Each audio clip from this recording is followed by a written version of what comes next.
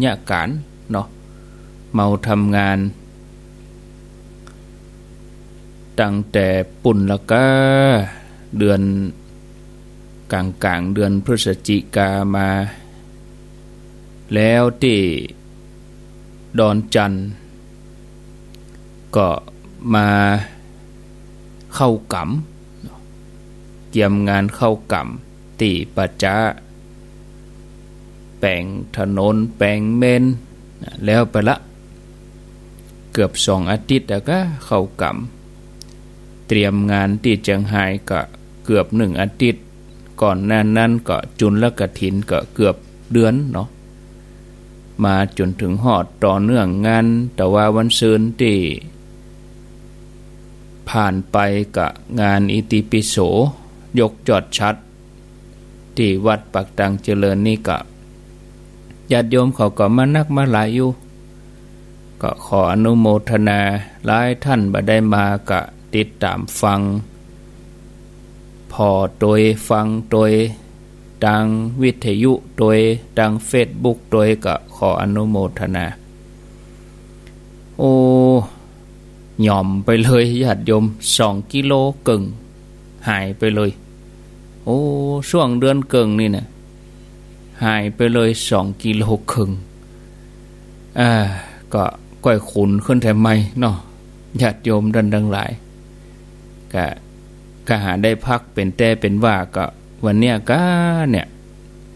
พูดถึงจะพักเต็มมันก็เมื่อวันก็ถึงมีการหน่อยนี่หน่อยเนาะแปลงต่อน้ำพ่องแปลงสปริงเกอร์พ่องอาตมานี่อยู่บ่ได้บ่จ้างแปลงสปริงเกอร์ต่อตัดใดเวลาแล้วงานแล้วมันจึงมีเหรอญาติโยมต่อแตกพ่องก๊อกหักพ่องสปริงเกอร์หายพ่องอะไรอย่างพ่องสายยางย้ายเป็นคนตีคนตังสะเตือเฮาเอาไว้จัดหันแม่บ้านเปิ่นมาลงทานเปิ่นก็ลากไปตั้งปุ้นเฮาจะหดน้ำตั้งนี้เซาะสายยางบ่ปะเตียวแวดวัดซ้อหาเสียมมีไหนเขาบกมีไหนมีหันครั้งหนึ่งตอนที่เกี่ยมงานวันพุธจะมีงานอีเนาะวันนี้วันดาอิติปิโสที่ตะวาวันซืนเนี่ยมาพอทั้งแวดถาดมันก็สู่สีว่าเป่งตาไปมันว่างก็เลยบอกเน้นเอาธงไปปักเหล่าไม้สักหมกกึ่งวานี่เนาะเหล่าไม้นะไม้หวกนี่นะไม้หวกแจ้เนี่ยพอดีก็เหลือหั่นอยู่นักอยู่กกเป็นก้อมแล้วก็แหลมเห็นเด้อเหล่าของมันแหลมแล้วก็เอาไปปักแล้วจะเอามัดธงเนนเขาก็ปักไม้จะไปต่ำใส่ต่อน้ำก็ญาติโยมแม่ปิดเนนก็ปิดน้ำก็ปักธงจนแล้วก็น้ำบะไหลแม่บ้านก็บะมีน้ำล้างถ้วยห้องน้ำก่อนน้ำบะมีที่จริงก็แยกน้ำไปส่วนที่พระธาตุก็ส่วนพระธาตุส่วนห้องครัวก็ส่วนห้องครัวส่วนบริเวณวัดแบ่งเป็นโซนบ่ได้พ่วงกันแต่เนนก็ไปปิดเมนใหญ่เลยบักกองน้ำดับปุ๊บเนนก็ไปปิดเมนใหญ่ก็ยุ่งถึงวัดเพื่อจะหู้ก็เปิด4 โมงแรงศรัทธาเปิ้นก็เริ่มมาละน้ำก็บ่ได้อาบกันพ่องก็จะล้างถ้วยได้ไปแปลงต่อเนี่ยมันงานแต่ละงานมันก็มีญาติโยมเล็กๆน้อยๆต่อน้ำแตกนี่บ่เล็กน้อยกำแล้วเนาะ เราต้องแก้ไขทันท่วงทีไฟกาน้ำกามันเป็นปัญหานะแต่ละงานนี่โอ้กลัวครัวจะเข้าตีนะโอ้ติดปายปุ่นเนาะญาติโยมเพราะว่าศรัทธาเปิ้นก็เพียวเอาตัวลักๆเนาะเป็นเต็นท์เป็นโต๊ะเป็นเก้าอี้เปิ้นก็เพียวเป่งลึงแต่ว่ารายละเอียดนอกเหนือจากนั้นก็ต้องตัวไปเก็บเดี๋ยวเน้นเลิกโรงเรียนมา5 โมงปลายก็ ปลาเน้นไปเก็บขัวขยะกาอย่างกาที่มันสุกเต็มหมู่ต้นไม้น้ำเป็นก๊อกเป็นจอกเป็นพลาสติกถุงกาก๊อกกาขวดกาขวดที่มันเป็นแก้วกาขวดที่มันเป็นพลาสติกเป็นยางกายะถุงเสี่ยวถุงยังยะก็ต้องไล่เก็บไปอย่างยากะมันถึงเป็นอย่างนี้ทุกครั้งศรัทธาญาติโยมจะเฮ้อเรียบร้อย100%มันเป็นไปบ่ได้ก็ขอบคุณสำหรับท่านที่ถามไถ่หาบางท่านก็ถามหาแต่ว่าก็ว่าจะเข้ารายการพอเกียมตัวละบ่ายโมงครึ่งถึงว่าไปไหนละช่างก็มาแปลงไฟยาเพราะว่าอาตมาย้ายเสาไฟฟ้า3 ต้น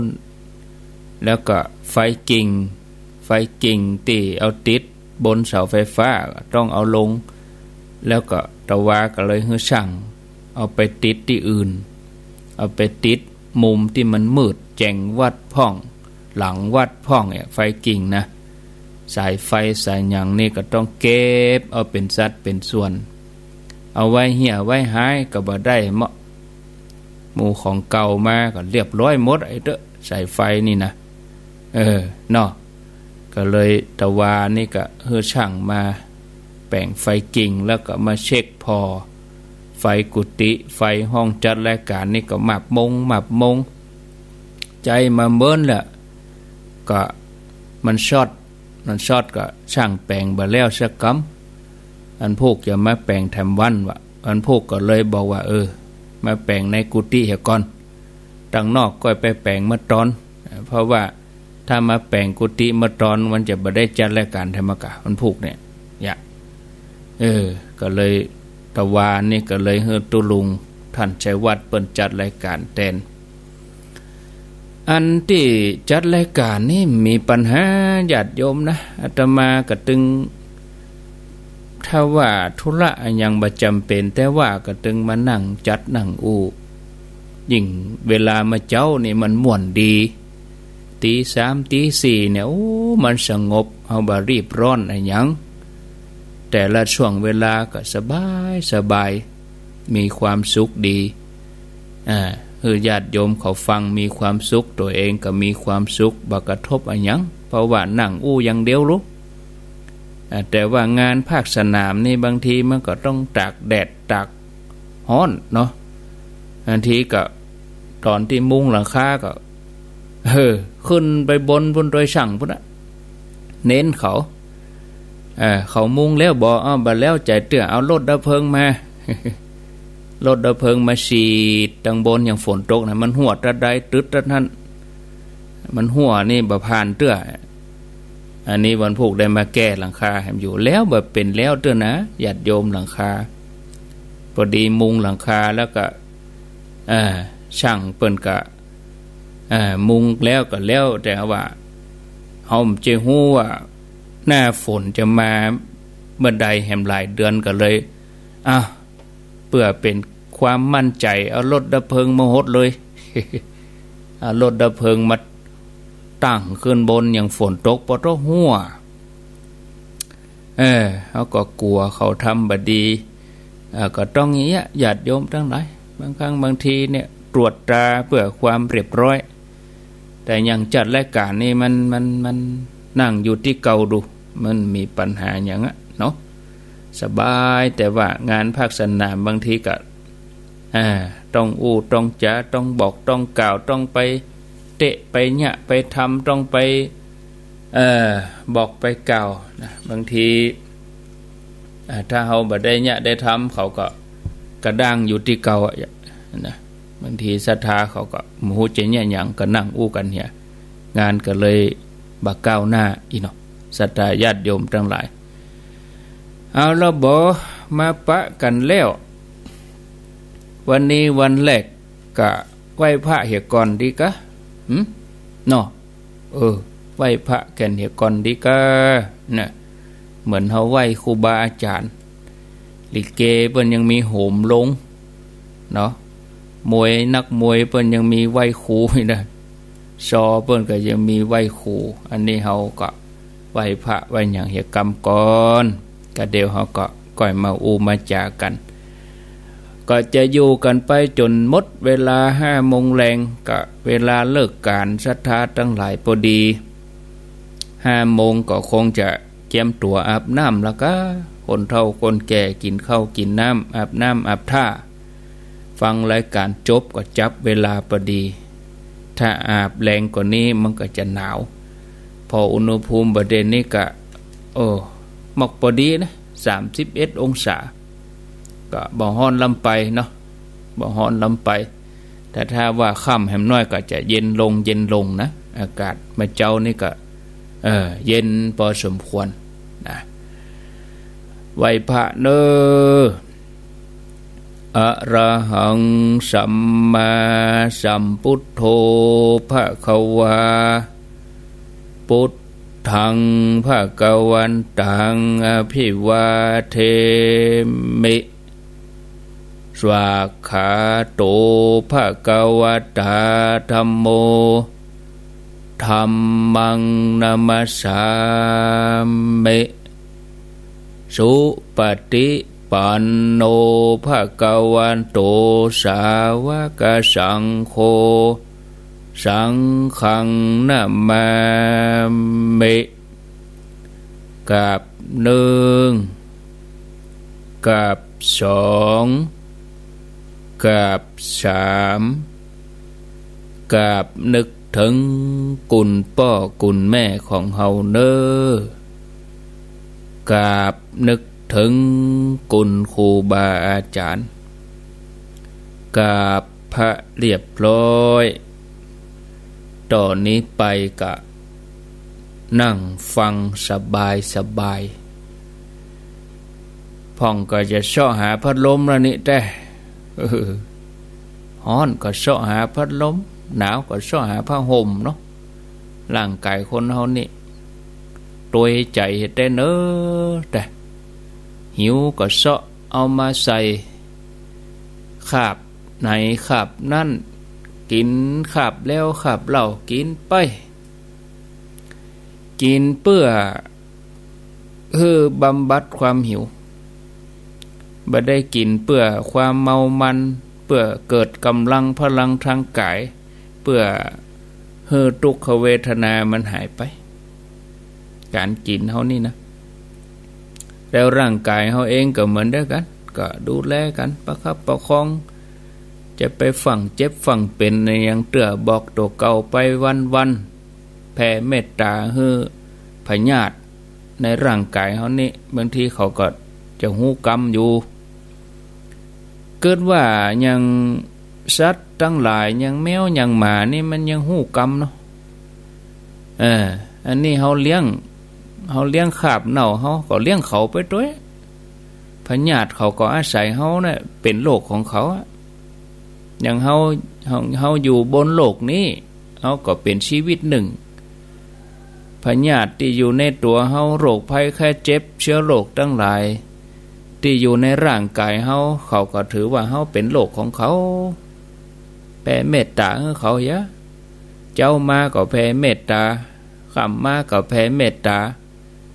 อยู่ด้วยกันดีๆเนอะนี่ก็เนาะท่านผู้ฟังญาติโยมทั้งหลายต่อไปนี้ก็จะได้อธิบายธรรมตามหลักคำสอนขององค์พระสัมมาสัมพุทธเจ้าเพื่อเป็นแนวทางในการปฏิบัติ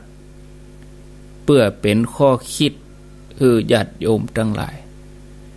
เป็นไปเพื่อการปฏิบัติตัวในการที่จะลดละเลิกกิเลสเฮาทั้งหลายนี่ยังเป็นผู้มีกิเลสไผก็จังบ่หมดบ่เสี่ยงกิเลสสักคนญาติโยมเพียงแต่ว่าจะเบาบางนักน้อยไปต่อใดแต่ว่าตัวกิเลสนี่มันยังนอนเนื่องอยู่ในตัวเฮานี้ยังอยู่ในความทุกข์ก็มีความจำเป็นที่เฮาจะต้องมาชำระล้างช่วยเหมือนเสื้อผ้าที่เฮาใส่อยู่ถึงวัน เฮาบ่เอามาซักมาสีมันก็เหม็นโอเหม็นสาบเสื้อผ้าเฮายังวันต่อวันจิตใจเฮานี่ถ้าเฮาบ่เอามาชำระล้างซ้วยมันก็สกปรกมันก็มักหมมไปด้วยกิเลสเสื้อผ้าเฮาสกปรกเฮาก็บ่ค่อยใส่วันสองวันเฮาก็ค่อยละเอาไปซักไปหยังให้มันสะอาดจิตใจเฮาก็อย่างเดียวกันต้องเอาธรรมะมาชำระล้างซ้วยให้ความสกปรกของใจเฮานั้นเบาบางไปเพื่อให้กิเลสลดลงให้ความเหม็นโอเหม็นสาบลดลง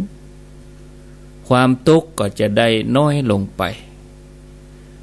ความทุกข์ทั้งหลายเมื่อเฮาค้นหา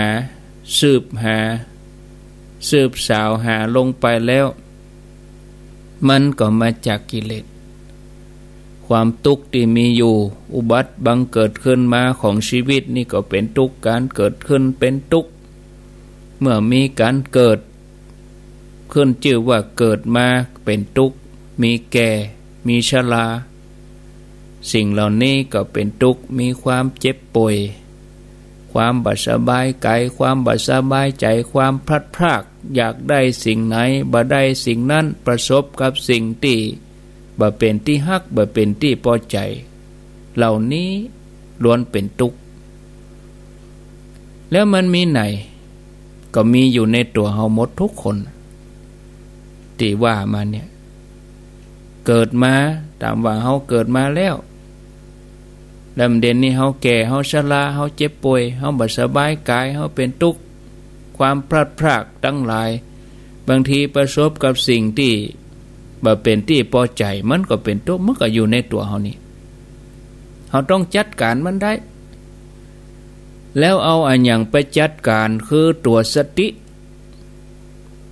บางทีปรารถนาสิ่งใดไม่ได้สิ่งนั้นนั่นก็เป็นทุกข์อย่างเวลาที่เฮาสวดมนต์บทสวดมนต์นี่เวลาญาติโยมเขาลุกมาเจ้า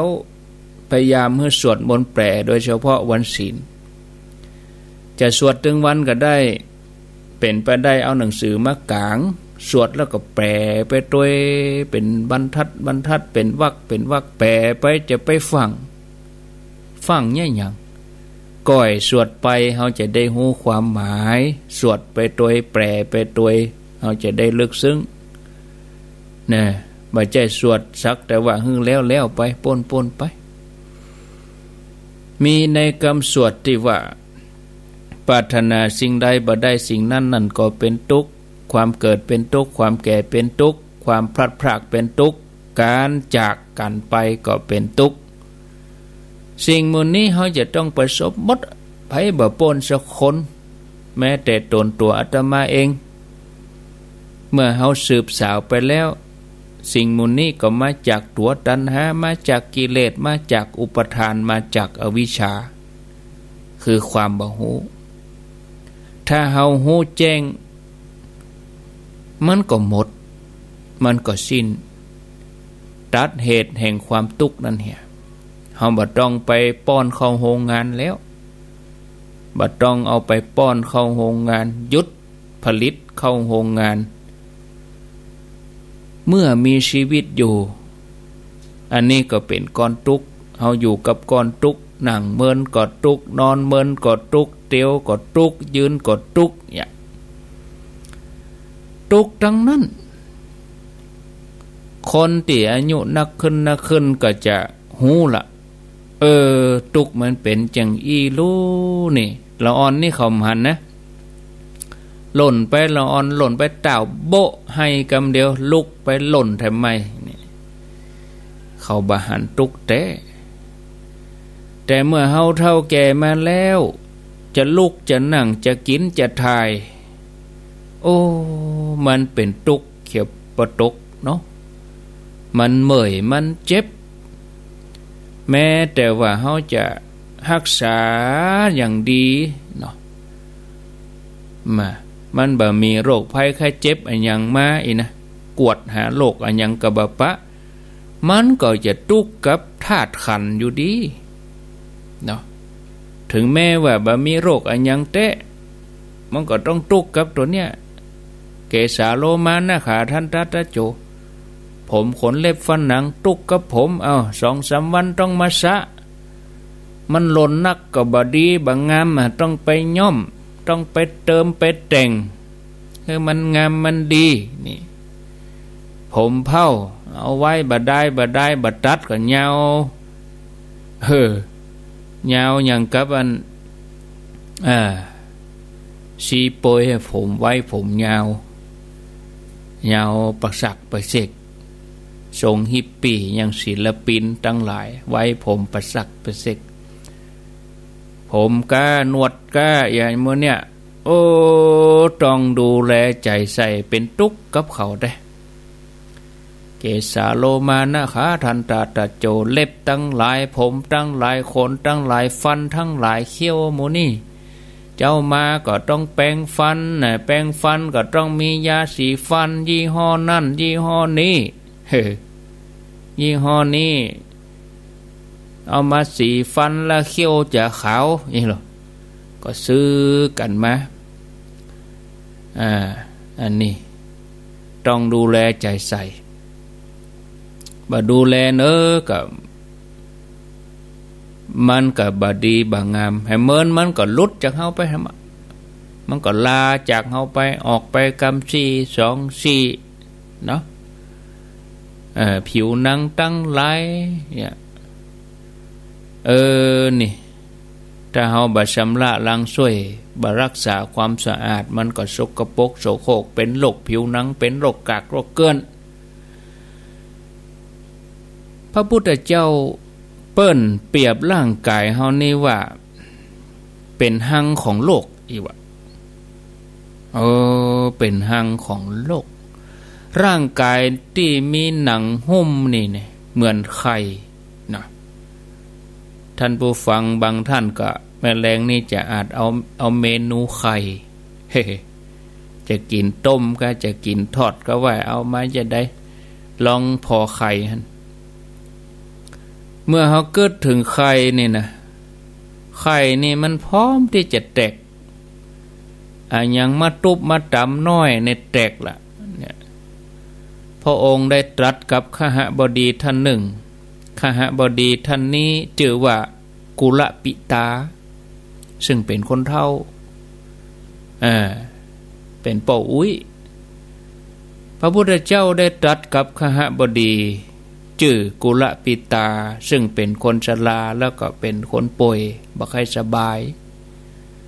แล้วก็ไปเฝ้าพระพุทธเจ้าพระพุทธเจ้า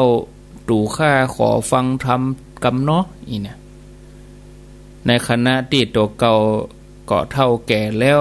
บัดเจ้าแต่นั่นก็เป็นคนป่วยตัวที่จริงในบทแปลธรรมบทเปิ้นนี่ก็สละสลวยกว่านี้นะภาษาเปิ้นจะงดงามกว่านี้แต่อาตมาเป็นพระบ่มีความรู้หยังนักเนาะก็ว่าไปตามบ้านนอกบ้านนาเนี่ยนะแปลไปตามบ้านนอกบ้านนาคนเฒ่าคนนี้ก็เป็นคนชราตัวเองก็ป่วยไปขอฟังธรรมกับพระพุทธเจ้าบอกว่าข้าแด่พระพุทธเจ้าตู่ข้าก็เฒ่าแก่นักแก่แล้วก็บ่สบายขอฟังธรรมกันมั้งอีนะพระองค์ก็ตรัสชี้แจงว่าสังขารนี้เป็นทุกข์ก่อนทุกข์แม้จะบริหารว่าอย่างดีก็ตามมันจะบ่มีโรคก็เป็นเพียงชั่วคู่ต่อนั้นร่างกายนี้มีหนังหุ้มอยู่เปรียบเหมือนฟองไข่ย่อมจะแตกดับไปพระองค์ตรัสสอนป่าอุ้ยที่ชื่อว่ากุลปิตาว่าโยมอีเนาะอุกรรมง่ายๆนะอุบาสกอีเนาะดูก่อนกุลปิตาร่างกายนี้กระสับกระส่ายเพราะความชราพึงกำหนดหู บ่ฮื้อจิตนั้นต้องกระสับกระส่ายร่างกายกระสับกระส่ายจงรักษาจิตให้ดีทำใจให้สงบตั้งมั่นให้ดีบ่กระสับกระส่ายไปที่ไหนให้อยู่กับเนื้อกับตัวเมื่อกุลปิตาปวีคนนี้คนเท่านี้อันเป็นขฤหบดีเป็นขหบดีฟังธรรมพุทธเจ้าไปเข้าเฝ้าพุทธเจ้าแล้วอันนี้ก็ได้มาพบกับท่านสารีบุตรโอ้ขอให้ท่านสารีบุตรนั่นขยายความกรรมพระพุทธเจ้าพระองค์แสดงโดยย่อตัวเก่าให้ฟังนักๆให้ฟังให้มันเฮงให้มันชัดเจนไปกว่านี้ก็เข้าไปกราบพระสารีบุตรอันเป็นอัครสาวกเลิศทางปัญญาโลพระสารีบุตรนี่นะเปิ้นเป็นอัครสาวกเบื้องขวาเป็นพระธรรมเสนาบดีของพระพุทธเจ้าพระสารีบุตรเปิ้นก็ขยายความให้ฟังที่พระองค์ทรงตรัสถึงร่างกายที่กระสับกระส่ายเนี่ยแล้วก็อย่าได้ให้กระสับกระส่ายที่ว่ากายและใจกระสับกระส่ายก็เพราะว่าสักกายทิฏฐิความหันผิดความยึดถือความยึดมั่นถือมั่นในขันธ์ห้ามีความหันผิดว่าขันธ์ห้าเป็นของเฮามีความหันผิดยึดว่าเฮามีขันธ์ห้ามีความหันผิดขันธ์ห้าอยู่ในเฮามีความหันผิดยึดติดเฮาอยู่ในขันธ์ห้ารวมแล้วเปิ่นฮ้องว่าสักกายทิฏฐิมีตึงหมด20อย่าง54 1มีความหันผิดถือว่าขันธ์ห้าเป็นของเฮาอันนี้51แล้วเนาะ2มีความหันผิดว่าเฮามีขันธ์ห้าอันนี้5ที่2 3มีความหันผิดว่าขันธ์ห้าอยู่ในเฮาอันนี้5ที่3 4มีความหันผิดว่าเฮาอยู่ในขันธ์ห้าอันนี้ก็5ที่4อย่างละ5ก็เป็นสักกายทิฏฐิ20อย่างพอขันธ์ห้านี่เข้าไปยึดผิดในขันธ์ห้าว่าเป็นเฮาก็เลยเข้าไป5ประการยึดผิดว่าเฮามีขันธ์ห้าก็เลยเข้าไปแถม5ผิดว่าขันธ์ห้าอยู่ในเฮาก็เข้าไปแถม5ผิดว่ายึดผิดว่าเฮาอยู่ในขันธ์ห้าก็เข้าไปแถม5รวมแล้วก็คือสักกายทิฏฐิคือความหันผิดนะฉะนั้นท่านผู้ฟังญาติโยมขันธ์ห้าความจริงแล้วก็บ่ใจตัวตนขันธ์ห้าบ่ใจตัวเฮาบ่ใจเฮามีขันธ์ห้าขันธ์ห้าก็บ่มีอยู่ในเฮาแล้วก็บ่มีเฮามาอยู่ในขันธ์ห้าชีวิตสังขารนี้เป็นเพียงขันธ์ห้าขันธ์ห้ามีอยู่ก็มีแต่บ่ใจตัวตนจะอ่านชีวิตนี้ที่บอกว่าบ่มีตัวบ่มีตนบ่ได้หมายความว่ามันบ่ได้มีอันอย่างเลยบ่ได้หมายความว่ามันว่างเปล่าเป็นอากาศธาตุบ่มีบ่ใจอย่างนั้นมันมีอยู่ก็คือขันธ์ห้าเนี้ยแต่ว่าสิ่งที่มีอยู่นั้นมันบ่ใจตัวเฮาบ่ใจตัวตนหมายถึงว่าความรู้สึกที่เป็นตัวเฮานี่เป็นเฮาเป็นความหันผิดความยึดผิดที่จริงบ่มีเฮาบ่มีความเป็นตัวเฮาแล้วก็บ่มีของเฮาถ้าเป็นของเฮาแท้ๆแล้วมันจะเสื่อมสลายไปอย่างมันยังมันอยู่ที่เก่าเฮาอย่างเท่าถ้าเป็นของเฮาแท้เฮาต้องบังคับบ่ให้มันเจ็บได้บ่ให้มันหิวได้อันนี้ถึงเวลามันทำไมต้องหิวเป็นจะได้มันถึงเจ็บเป็นได้เฮาถึงเท่าแสดงว่ามันบ่ใช่ของเฮาแต่คนทั้งหลายยึดอยู่หลงอยู่วนเวียนอยู่เรื่องนี้ในที่สุดก็บ่สามารถจะหลุดพ้นไปได้สิ่งที่มีอยู่สิ่งที่เป็นอยู่นี้คือขันธ์ห้าขันธ์แปลว่ากลุ่มว่ากอง คือธรรมชาติเนี่ยญาติโยมที่เปิ้นมีประเภทต่างกันขันธ์ที่เป็นภายในก็มีขันธ์ที่เป็นภายนอกหยาบก็มีละเอียดก็มีอย่างห้องว่าขันธ์คือธรรมชาติที่เป็นกลุ่มเป็นกองมีประเภทต่างๆมีอยู่5ขันธ์รูปประขันธ์กองรูปมีลักษณะเมื่อสิ้นสลายไปแล้วก็เปิ้นก็ยังแย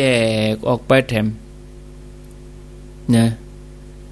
รูปมี28คนหนึ่งมี27รูปพอใจขาดอิทธิภาวะรูปแห่งความเป็นแม่หญิงก็ขาดปุริสสภาวะรูปอิทธินี่แปลว่าแม่หญิงปุริสะแปลว่าบุรุษตามบาลีนะพอใจก็ขาดความเป็นแม่หญิงไปแม่หญิงก็ขาดความเป็นพอใจไปอย่างแต่รวมแล้วเนี่ยคนหนึ่งมีอยู่27รูปนะรูปแห่งความเป็นพอใจก็มีอยู่ทั่วสรีระร่างกายเป็นรูปประขันธ์ได้แก่ประสาทตาก็เป็นรูปประสาทหูก็เป็นรูปประสาทหูดังประสาทลิ้นประสาทกายเป็นรูปต่างๆบ่ใจตัวเฮา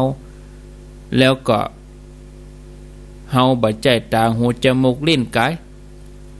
แล้วก็ตาหูจมูกลิ้นกายก็บ่ได้มาอยู่ในเฮาแล้วก็บ่มีเฮามาอยู่ในตาหูจมูกลิ้นกายแต่มันก็มีอยู่รูปนี้มีอยู่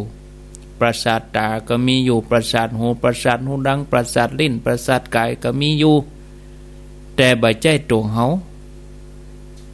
แต่คนที่เปิ้นบ่ได้ปฏิบัติเปิ้นบ่ได้พิจารณาดีๆเปิ้นก็ยังหลงว่าอันนี้ของเฮาก็แข่งเฮาก็มือเฮา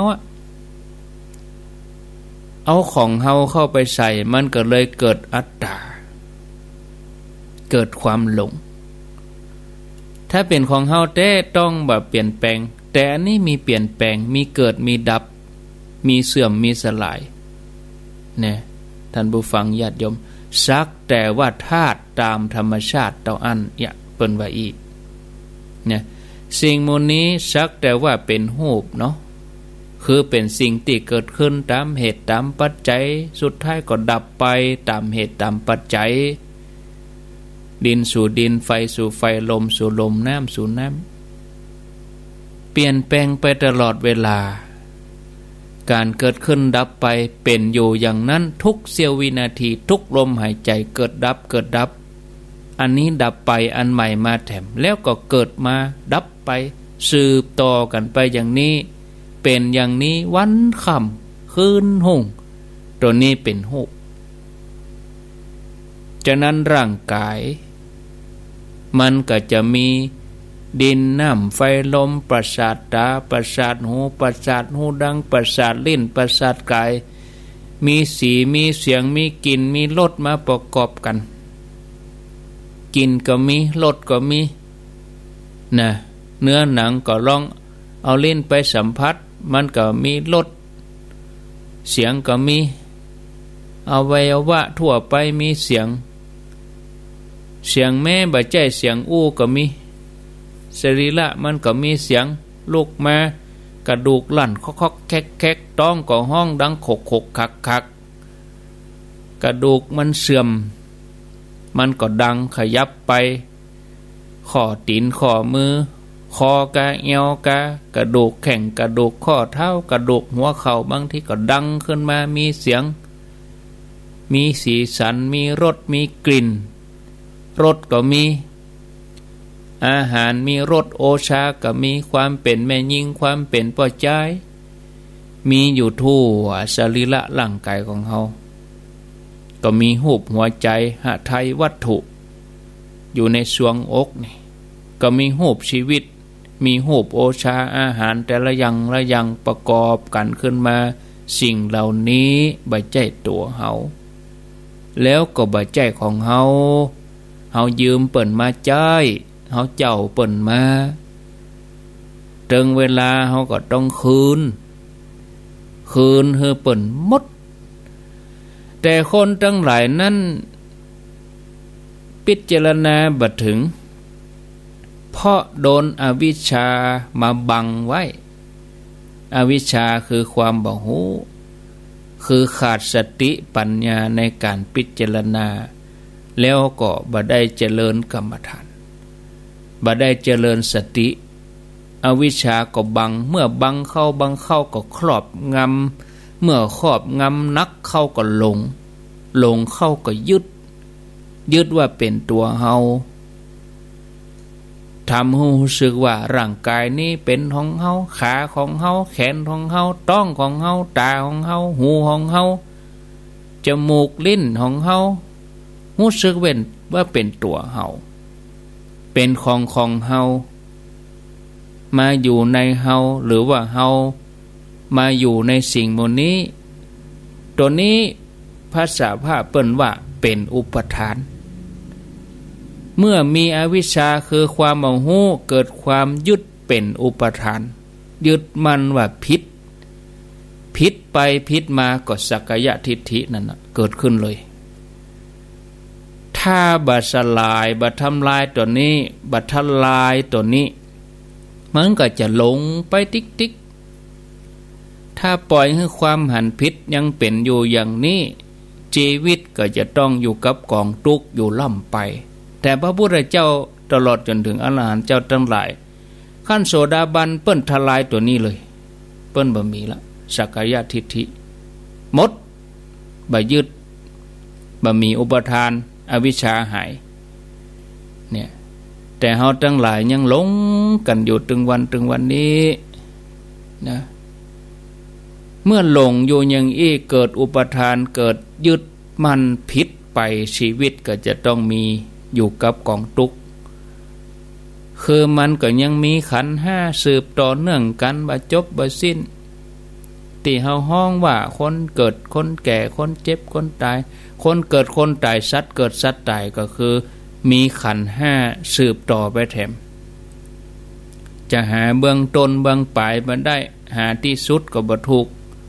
ถ้ายังหลงยึดอยู่อย่างนี้บ่ได้ว่าจะสิ้นสุดเมื่อใดแต่พระพุทธเจ้าพระองค์บ่เอาแล้วพระองค์ยังตรัสว่าหึละถ้าเฮายังหลงยึดอยู่พระองค์ก็กล่าวบ่ได้ว่าจะไปสิ้นสุดเมื่อใดจะเข้าถึงความดับทุกข์เมื่อใดแล้วก็ต้องอเนจอนาถทุกข์ยากลำบากแสนสาหัสในการอุบัติเกิดขึ้นมาแถมในการที่จะเกิดขึ้นมาแถมเฮายังปรารถนาจะเกิดขึ้นมาแถมอยู่ขอให้เกิดจัดหน้าได้รวยขอให้เกิดจัดหน้าได้สวยได้หล่อจะเกิดอย่างแถมการเกิดนั่นเป็นทุกข์กะจัดนี้เฮาดูแลธาตุขันธ์ตัวนี้มันยังทุกข์ขนาดนี้แล้ววัฏสงสารไปตั้งหน้าแหมยาวไก่ต่อใดการนอนในท้องแม่9 เดือนกว่าจะออกมาลำบากต่อใดลำบากถึงตัวลำบากถึงแม่ลำบากลำบนแทบจะแย่อยู่แล้วเนาะเฮาลองพิจารณาพอกล้าศรัทธาอยู่ในบ้านขนาดว่าเฮากินเฮาเกี้ยวเฮาเตียวได้นะเฮายังอึดอัดนะบ้านเฮากว้างขนาดนี้ขอป้าอีป่อออกไปเหี่ยวตรงนอกห้องรถอันนี้ไปคุดคู่อยู่ในท้อง9 เดือนเนาะบางทีไปปฏิบัติธรรมเหี่ยวันน่ะย่ำปนเด้อสดตัดน่ะเข่งลำไปเหรอลูกเจ้าล่ำอยู่บ้านอย่างนี้ล่ำเหลือเฮาดูต่างนอนอันนี้มาแผ่วกินข้าวขับเดียวเหี่ยสวดมนต์เดินจงกรมนั่งสมาธิอันยังก็บ่ฮู้อยากก็ให้มันได้อย่างอีกามันจะไปป้นสักเตือเนาะหมอกเก็บตัวมาเป็นกรรมฐานเนี่ยเดินไปไหนมาไหนก็ยังอึดอัดนี้เอามาปฏิบัติเฮายังไปไหนมาไหนก็ได้ศรัทธาญาติโยมเนี่ยอยู่ในท้องเนี่ย9 เดือนบ่ได้ไปไหนขยับก็บ่ได้ก็เดี๋ยวก็ปะฮ้อนก็เดี๋ยวก็ปวดเจ็บอยู่หั่นน่ะทุกข์ทรมานน่ะแล้วมันบ่ใช่ครั้งเดียว แล้วจะมาเกิดแถมอยู่ต้องมาจุติตายต้องมาปฏิสนธิแถมอีกผ่านมาแล้วครั้งแล้วครั้งเล่าในอดีตแล้วยังจะเฮือมีอนาคตทำใหม่เนาะญาติโยมทั้งหลายเฮือพิจารณาเฮือหันทุกข์หันโทษของการเกิดเพื่อเขาจะได้เกิดความเบื่อหน่ายจิตถ้าเฮาบ่เบื่อหน่ายมันก็บ่มีทางที่จะคลายนะบ่มีทางที่จะคลายความยินดีความกำหนัดในที่สุดก็หลุดพ้นบ่ได้มีภัยช่วยได้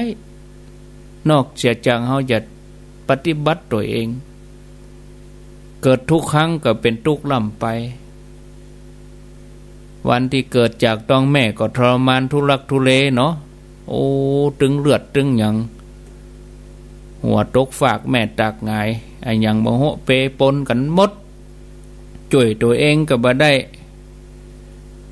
หมอติ้วแข่งออกมาเอาตีดูดเสลดดูดอย่างกลัวจะห้องกลัวจะกินจะถ่ายคนเดียวได้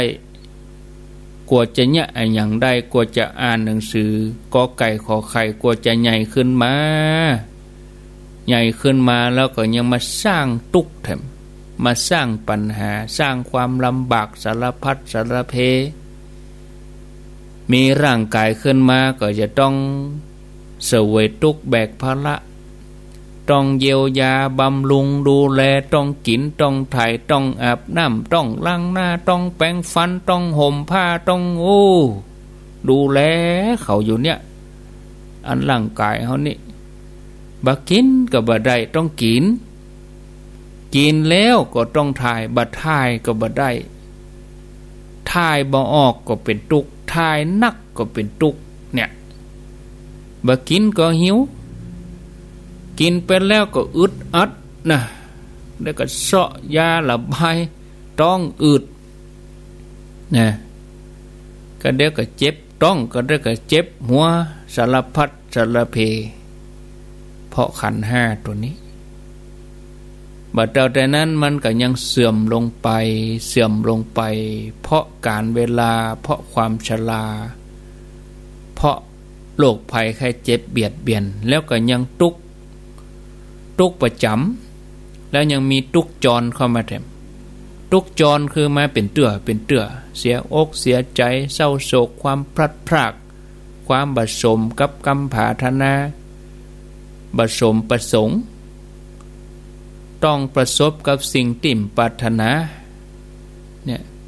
เกิดแก่อยู่เนี่ยซ้ำไปซ้ำมาอยู่นั่นเปิ่นฮ้องว่าสังสารวัฏคือวัฏสงสารพิจารณาพอถ้าเฮาปล่อยให้มีความหันผิดอยู่มีอุปทานอยู่มีตัวตัณหาอยู่มีตัวอวิชชาอยู่มันก็จะต้องสร้างภพสร้างชาติไปแถมนะเรื่องการเกิดแต่ละครั้งแต่ละคราวเป็นทุกข์อยู่ล่ำไปมีภิกษุมาถามพระพุทธเจ้าว่ามีก่อขันธ์เนี่ยมีขันธ์บางสิ่งบางอย่างที่จะเที่ยงคือขันธ์ที่เป็นเที่ยงแท้ตั้งอยู่คงอยู่บ่ต้องเปลี่ยนแปลงอย่างนี้มีก่ออย่างไปเกิดตั้งมันอยู่อย่างอันบ่มีวันตายมีก่อภิกษุไปถามพระพุทธเจ้ามีขันธ์สักขันธ์หนึ่งก็ที่มันยั่งยืนมันคงบ่เปลี่ยนแปลงอะไรอย่างเลยเนี่ยพันเตข้าแด่พุทธเจ้าจะมีก็หาพระพุทธเจ้าพระองค์ขอโทษเนี่ยเอาเล็บเนี่ยไปซ่อนเอาฝุ่นขึ้นมาแล้วก็บอกว่าเนี่ยหันก็ภิกษุขันธ์ที่จะเที่ยงที่จะยั่งยืนแม้เพียงเต้าเศษฝุ่นก็บ่มีเน้อเศษธุลีเศษฝุ่นบ่มีขันธ์ไหนที่จะเที่ยงเลยภิกษุบอกว่าขันธ์นั้นจะไปอยู่ในมนุษย์อยู่ในเทวดาเป็นพรหมเกิดเป็นพรหมจะอายุยืนยาวขนาดไหนก็ยังบ่เที่ยงภูเขาหินผาก็จะต้องเปลี่ยนแปลงไปเพชรที่ว่าแกร่งที่สุดในที่สุดก็ต้องเสื่อมไป ที่อยู่อาศัยโลกนี้ถึงหมดถึงโลกเนี่ยอาตมาเคยอู้ญาติโยมง่ายๆว่าประเด็นนี้ปี2563คนที่เกิด 2,500 ขึ้นมาเนี่ยก็จะอายุ63นะและแถมประมาณ50 ปีไปตั้งหน้าเขาจะถามมาคนรุ่น2499ลงไปบ่มีในโลกนี้สักคนเลยแถม50 ปีถ้าคนอายุ63ประเดี๋ยวก็100 กว่าปีแล้วน่ะแล้วเฮาย้อนหลังว่าเมื่อ50 ปีก่อนเมื่อเฮาเป็นหนุ่มเป็นกำมันล้อแล้วเราอ่อนที่เขาเกิดมาใหม่บัดเดียว1 ปีเขานับ1ที่63เนี่ยเนาะญาติโยมทั้งหลายหมดลึงเลยนะแหม50 ปีอ่ะเดี๋ยวนี้เฮายังถามหากันได้อยู่และแหมเมินแหม30 ปีหรือ20 ปีไปตั้งหน้าอุ้ยเกิดพศอย่าง2501โอ้อุ้ยอย่างเท่าเด้บ่ได้อุ้ยเท่าใด90 ปลายเมื่อแหม30 ปีไปหน้า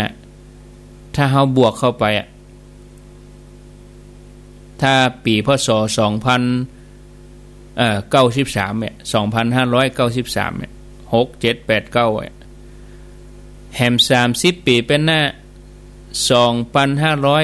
2593คนที่เกิด2499จะเขียมแล้วเนอะ2499ลงไปคืออันนี้มันเป็นตึงโลกบ่ใช่กะเฮา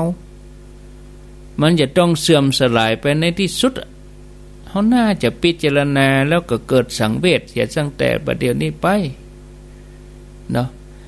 ภิกษุถามพระพุทธเจ้าว่าขันธ์ที่มันจะเที่ยงแล้วก็มีความสุขที่แท้บัดตุกเลยมีพ่องก่อพระพุทธเจ้าก็หยิบเอาก้อนโคไมขอโทษคืออุจจาระงัวขี้งัวพระพุทธเจ้าเอาขี้งัวออกมาหยิบขึ้นมาขี้งัวแห้งเนี่ยแล้วพระองค์หยิบขึ้นมาพระองค์ตรัสว่าขึ้นชื่อว่าภพชาติที่จะบรรทุกนี้แม้เพียงเต้าก้อนอุจจาระโคก็บ่มีบอกว่าจะเกิดเป็นอันยังก็ทุกข์เท่านั้นแหละภิกษุนี้บ่พ้นฉะนั้นทางที่จะหลุดพ้นจากทุกข์ก็จะต้องพิจารณาปฏิบัติหูหันจริงตามแนวทางพุทธศาสนาคือการเจริญสติปัฏฐาน4เจริญวิปัสสนากรรมฐานเพื่อหันความเกิดดับเพื่อหันอนิจจังทุกขังอนัตตาเพื่อความหลุดพ้นในสังสารวัฏทั้งหลายจากการเวียนว่ายแต่เกิดมันเกิดได้อยู่เป็นเทวดาก็สบายกึดอันยังก็ได้เป็นพรหมยิ่งสบายเนาะก็อาจจะบรรทุกอย่างมนุษย์เฮาน่ะเขาบ่มีความทุกข์ในเรื่องของโรคภัยไข้เจ็บมาเบียดเบียนร่างกายก็สวยๆงามๆบ่แก่บ่เฒ่าเหมือนเฮาแต่ว่าสภาวะรูปร่างนั้นบ่ยั่งยืนมันมีแตกดับเทวดาก็หมดบุญเหมือนกันเทวดาก็ตกสวรรค์เหมือนกันมีอาการแตกดับไปก็ยังถือว่าเป็นทุกข์อยู่แล้วความทุกข์นี้บ่ใจในแง่ของความปวดความเจ็บเทวดาบ่มีนะพรหมนี่ยังพรหมบางองค์นี่เปิ้นบ่มีนะบ่มีร่างกายนะจะมาเจ็บมาปวดจะมาหิวนี่บ่มีนะบ่ใจความเจ็บความปวดความบ่สบายนะอันนี้ทุกข์ในแง่ของสภาพที่ตั้งอยู่บ่ได้เหมือนมันต้องดับไปอาการที่มันดับไปนี้เกิดขึ้นแล้วต้องดับไปอาการแห่งทุกข์สรีระร่างของเทวดาเปิ้นก็มีเกิดมีดับสรีระร่างของพรหมก็มีเกิดมีดับถึงแม้เปิ้นบ่มีทุกขเวทนาแต่ว่ามันเป็นทุกข์สภาวะคือสภาพที่มันบ่ยั่งยืนมันบ่ได้ตั้งอยู่เมินมันคงอยู่เมินบ่ได้มันเปลี่ยนแปลงไปเรื่อยๆ